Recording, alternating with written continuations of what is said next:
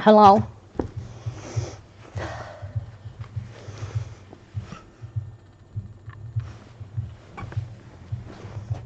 I set it up so I could sit like this. Hi. How are we all?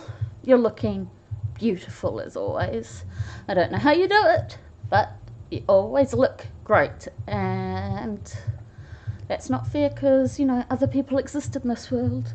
I thought today, just getting right in there, we'd have a cup of tea together because I just poured this and it's hot. So imagine I'm sipping it, but my lord, has YouTube been a crazy place lately. Like, how do you feel about it? How do you feel about how blowing up controversies and stuff are? Like,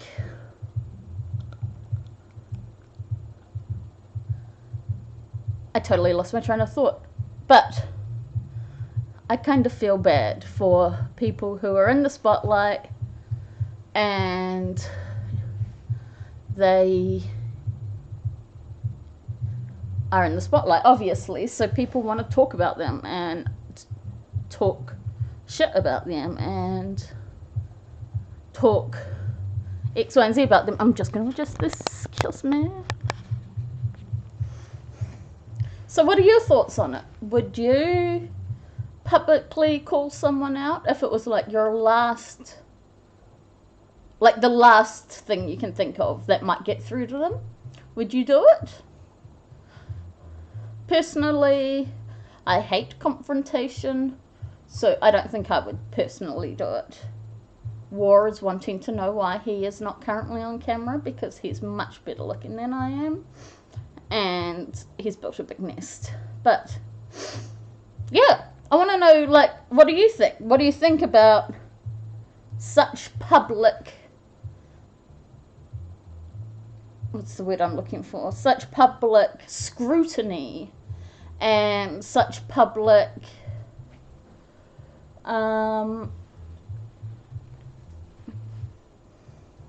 totally lost the word. Such public ways of calling someone out, like what has recently happened. Do you think it's not fair on the person who's been called out? Do you think he deserved it? What do you think of the allegations? Do you think they're true? I don't know. I don't know how I feel. I feel like two people who are older than I am, like, it's not bullied, but even if it is true, he's a kid. And I know that's not an excuse, because if my brother, who was his age, done something similar, oh, you bet I'd be in his face about it, because I can't cut the cords. But would I call him out online? I don't know. I've got a family to think of that, some of my family are in the public eye, so I feel like I would never personally, I say now, I would never want to do that to someone, just so it wouldn't affect others in my family who live in the public eye. I wouldn't want them to be roped into something that was my issue, if you get what I mean, because I love that person, or these people. There are multiple, actually. I love them, and I would not want them to have to defend my actions publicly or acknowledge it publicly. One of the people I have in my life who's in the public eye is very private. And, you know, even on social media and whatnot, we don't really interact. And he does that for our safety. Or, well, no, he does that so we're not harassed about him, which is very nice of him, because he doesn't have to do that, does he?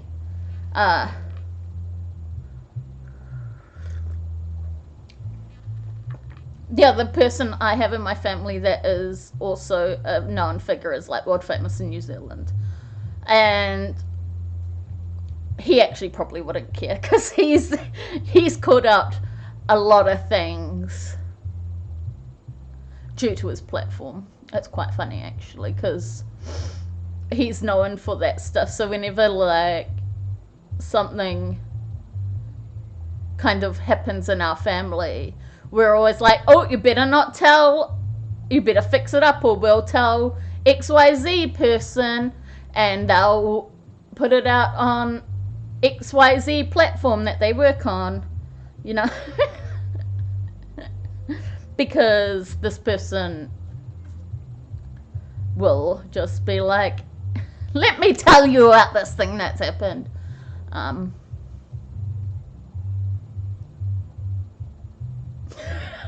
Now I'm just imagining. Yeah, so, for example, recently,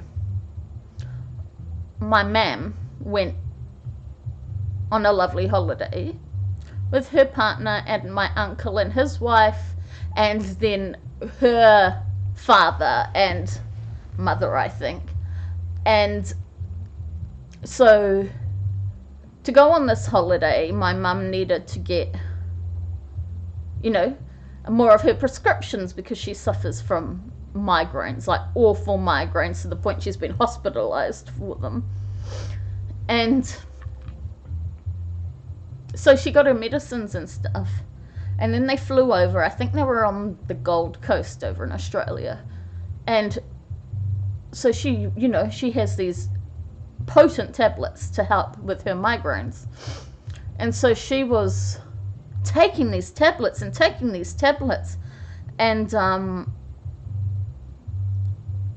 she wasn't feeling any better, you know. She was really sick, to the point where my stepdad and my auntie and uncle and stuff, they were doing things without my mum because she wasn't well enough. Sorry, I'm just like thinking of stories she told, and I'm giggling because I'm really easy to amuse. So she's taking these tablets, and she just assumed, which is really, you know, and I think she knows that she should have checked, but she assumed just by looking at them that they just changed the tablet again, like what they have in stock, because, you know, there are like multiple different kinds of the same thing. And then when she came home, she had to refill her prescription, and they were like, okay, whatever. And then she got them, and she looked at them, and she's like, oh, they're back to the old brand I got. And she was really like, hold on a minute. So she went to check, and the tablets that they had given my mother, after she Googled it and stuff, because it had the correct prescription on the sticker, they were very powerful antidepressants.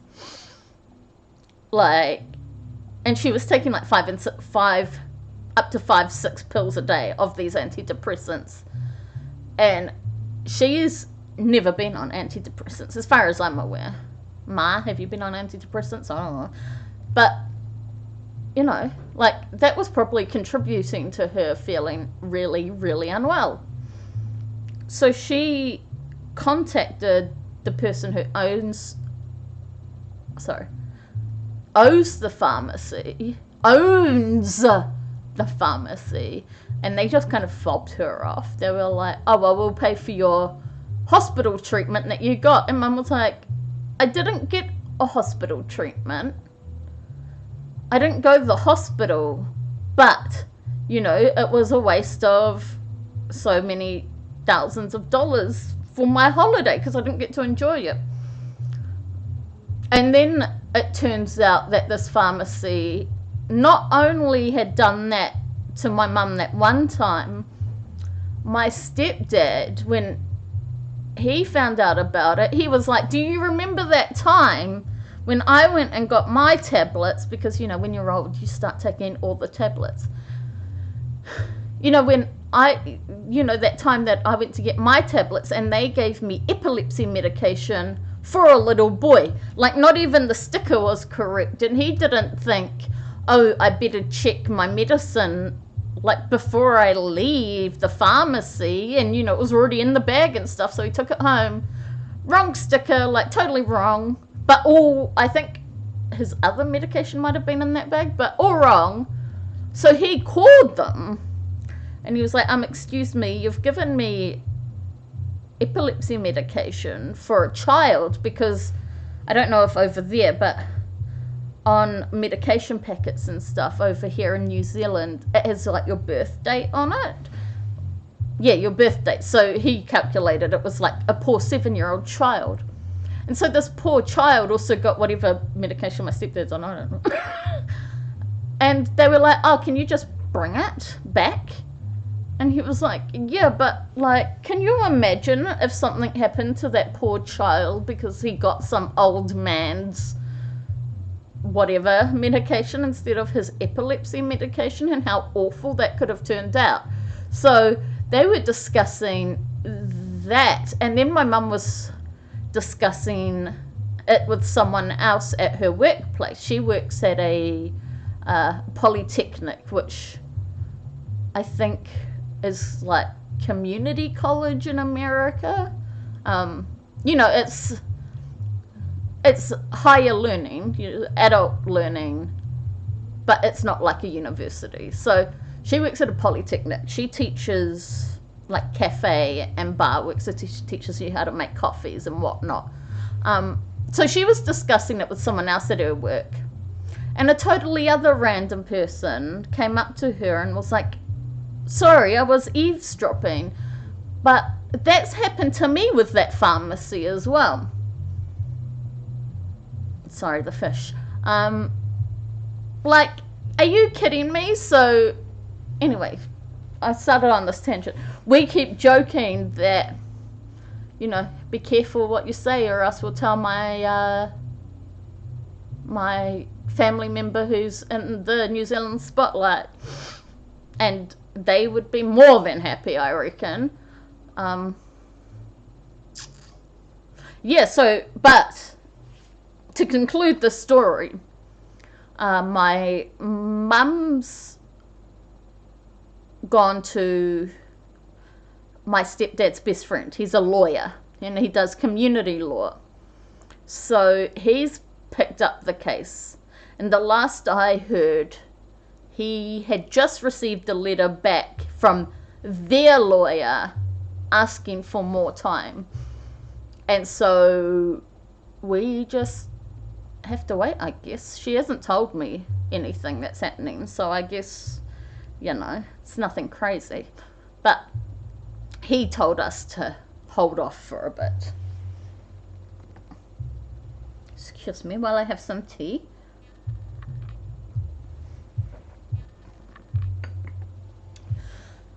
But if it has to be a hoopla, we'll make a hoopla. I told Mum that she should just get, make a petition. And if, it's happened to her and my stepdad and, like, people she's worked with who eavesdrop, but I'm not blaming them because I do it all the time. Could they get her, the owners, could they get her license taken off her pharmaceutical license, since she's the only licensed pharmacist. And it's probably the same all over, most pharmacies here in New Zealand also stock makeup and vitamins, and, health and beauty sorts of stuff. So they do have staff that do that, but she's the only pharmacist, so could that work? I'm not sure. I'll have to ask my mum when next time I talk to her. But isn't that crazy that this person has mucked up so many people? And I mean, medication's a big deal, and I know I've been on the same meds for so long that I don't even really look at like the stickers and stuff anymore, because I know what they should look like. But if they did change my medicine, would I look at it and be like, why is this different? Or would I just be like, meh, they know what they're doing, like my mum was? Now she's probably much more careful with her medication. I know I've become much more careful with my medication, but it really hasn't changed in a while. So, but I check them stickers and it's got to say my name on it, got to have my address on it, got to have what it is, because I mean, I can. So I'm trying to find my word processors. A bunch of my medication I'm personally on affects everything about me. I have, just from, not feeling like groggy hay fever during the day, right to helping me sleep at night. My pills control my brain, very much. My brain, my pain levels they affect, even though it's winter now and I'm always sore, but they also affect, my sleep, my appetite, my X, my Y, my Z, and if I happen to go without them for even one day, I feel incredibly unwell, and I keep like thinking about that child who has something like epilepsy and whose medication literally like affects their lives in a massive way, because people joke about epilepsy and stuff, but it's not a joke, it's terrifying. Like, I once worked on a stage show, and one of the girls on it had epilepsy, so we worked around that a lot, and it was great. And she's brilliant. She's totally, utterly brilliant. She sung, she danced, she looked beautiful. And so I think we had a fairly long run. It might have been a week and a half. So it was like our final night, and we were like, oh yeah, we've got through it, nothing bad has happened. It was based on like a ship, so, and a lot of thespians, so it was based on a ship, and that's meant to be bad luck. A lot of the characters were barefoot, so that was meant to be bad luck. Someone said the Scottish play's name while we were there as a joke, because that's bad luck. And so, yes, we'd had this awesome run. We had fairly good reviews. And then on the last night, we were getting ready. All the girls got their makeup done. And then we're in our opening number, and the poor girl who had epilepsy just started seizing on stage. It was terrifying, absolutely terrifying. And before that as well, we just found out another one of our main actors, she had fallen over and really badly hurt her foot that night before as well. And then we had a pole dancer in the show, so he had a bottle of stuff to clean his pole to keep it tacky. and it was just in a like soda bottle, and another one of the actors, not even thinking, just grabbed it and like slugged it back before realizing that it was like chemicals. That the last night of the show, boy, oh boy, we all got very drunk afterwards.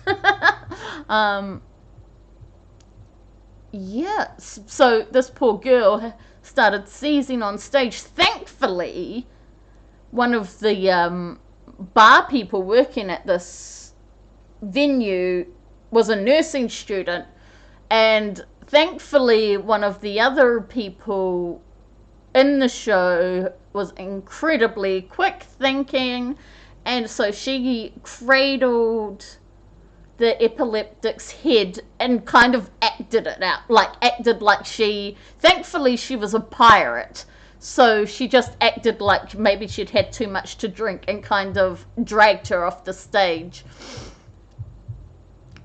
But as I said, she was one of the main actors, so literally the whole show was reorganized in 2 minutes. I had to turn a woman from a mermaid, so she was head to toe green. From head to her waist was makeup, green makeup. And we had to turn her from a mermaid into a human again, like flesh colored, in 2 minutes. Thankfully, the musicians, we only had 2 of them, and the guitarist just decided that in between these numbers that he was going to have an extra long guitar solo so that I could turn someone from a green, my team could turn someone from a green mermaid into like glitter like right up to her brow bone. We had to turn her into like someone who could have grown up on an island in the middle of nowhere. Thinking about it now just brings me shock. But it was quite interesting because I have never seen the show because I was backstage the whole time. But Bear was photographing the whole thing, and he said that you could not even tell that the epileptic was having a seizure. We were extra worried because the guitarist was also epileptic. Thankfully, he was fine. He said he was feeling sick, but what he and the other epileptic think what happened was it was such a long run that she was just exhausted. And, you know, when she's, like, exhausted, it triggers. So that's what she thinks it was. Not the lights or anything. Because as I said, you know, going in, we knew she was epileptic, so everything was kind of based around like her epilepsy, lighting wise and stuff, because, you know, just because someone's epileptic doesn't mean they can't act on stage. And it happens a fair bit that if someone has something like epilepsy, they're kind of looked over because it's too hard to deal with. Bear has also done photo shoots with this girl several times. She's good. She's absolutely stunning. And it's not that hard, you know, to work around someone who can't have flashing lights. And even to this day, some of the shots from that shoot are his favorites, and he's surprised, to be completely honest, because he was a bit worried about the lighting and stuff. But it turned out so nice. It was such a great photo shoot. And she had some friends with her, and it was brilliant. It was beautiful. But yeah, I don't know. I don't really have much to talk about today. Do you want to see my fish? Look, there's glare, but you can see him flutter a bit. He's acting tough. He acts real tough when we're nearby.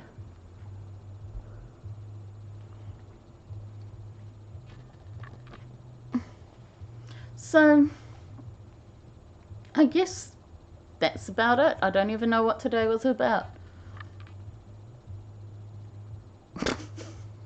I don't know. I don't know. I just felt like recording. I just brought some new makeup, so let me know if you want to have a look at it.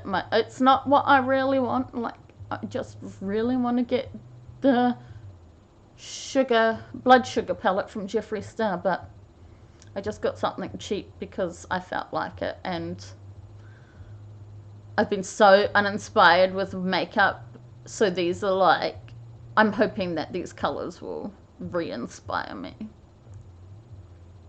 Let me know if you want to see me try and use my brain for makeup related purposes. My brain doesn't like makeup related purposes at the moment. So uninspired. Do you guys ever have that problem where there's something that you loved so much, but then just one day you wake up and you're like, this doesn't give me as much joy as it used to do? Because that's what I'm like with makeup. Like, I still like it, and I'm still so greedy. I love makeup so much. Like, I love the packaging. But I just never know what to do, and I feel like it's been a long time since I've worked in makeup, so am I good at it anymore? I don't know. I would like to think I'm good at it, but it's been a long time. Like, are my ancient techniques still valid?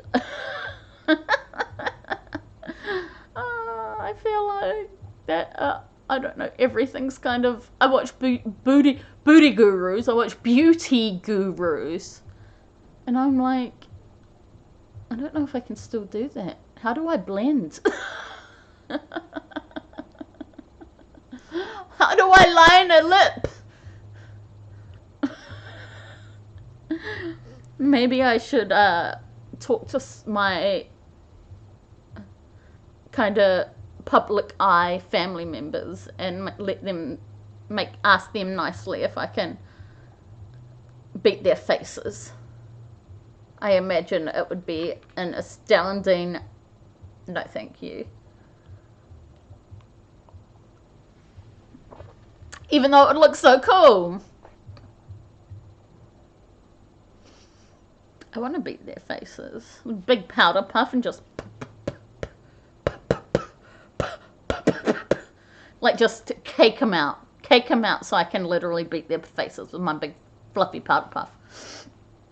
Okay, I'm literally rambling about nothing now because I have nothing to talk about. My friend who lives really far away next door.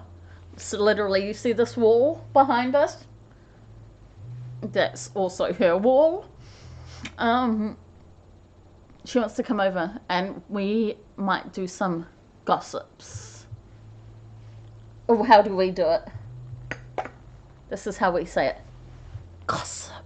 Because Josie and the Pussycats, if you haven't watched it, watch it. Yes, so I'll ask her. We keep coming to do it, and then winter triggers my pain. Excuse me, I have little burpees. I think I'm done. Alright, so thank you for tuning in. Give this a like and switch on that bell icon. I know I am useless, but I'm trying to get better. And yeah, stay cute.